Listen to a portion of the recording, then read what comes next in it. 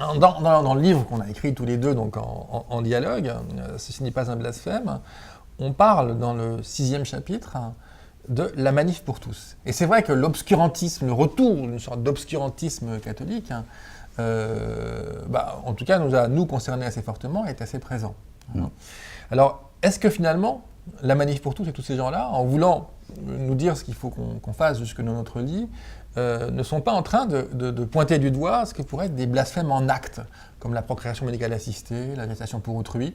Est-ce qu'il n'y a pas un nouveau type de blasphème, là, en l'occurrence, qui n'est pas simplement un blasphème par les mots ou par l'image, mais par la vie même?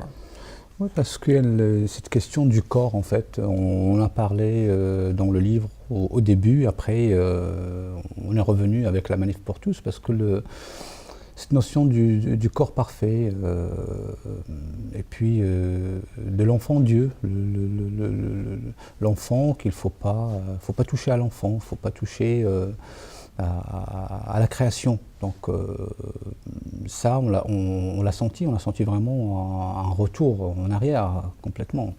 Et il y a aussi un refus qui est assez étonnant, même de l'hérésie. C'est-à-dire que une sorte de logique dogmatique qui se remet en place. L'exemple même, c'est André Serrano avec son Immersion Pisse-Christ. Il met en scène donc dans une sorte de bain très très beau d'ailleurs, de sang et de pisse, mais personne ne le sait, bon c'est dans le titre, ok.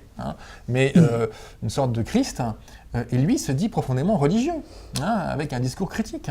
Et ça, effectivement, ces gens de la Manif pour tous, ces catholiques-là, le rejettent totalement en fait. Alors certes, c'est moins violent que Daesh, c'est plus civilisé, mais ça n'en reste pas moins quelque part quelque chose qui pose un refus de l'interprétation, un refus de la création.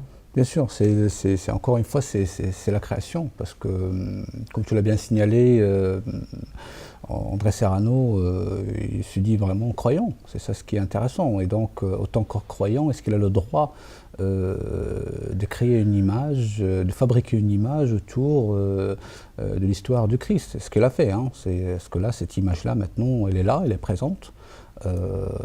Même si on détruit son œuvre, elle a plusieurs fois été lacérée, complètement. Donc, mais l'œuvre, elle existe toujours. Donc, qu'est-ce qui va devenir après? Mais c'est plus la même d'ailleurs.